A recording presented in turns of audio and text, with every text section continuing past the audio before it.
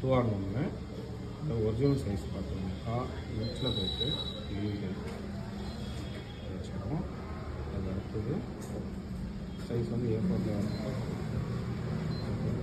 இங்கே வந்து ஜூம் போகணும். ஜூம் வந்து வீடியோ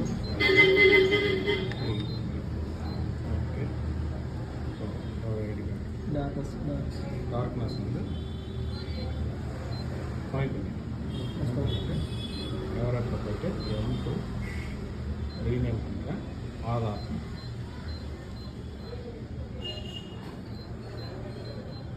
ஃபுல் ரெஜிஸ்டர் ஆமாம் அதுக்கு வெளியே வந்துடலாம்.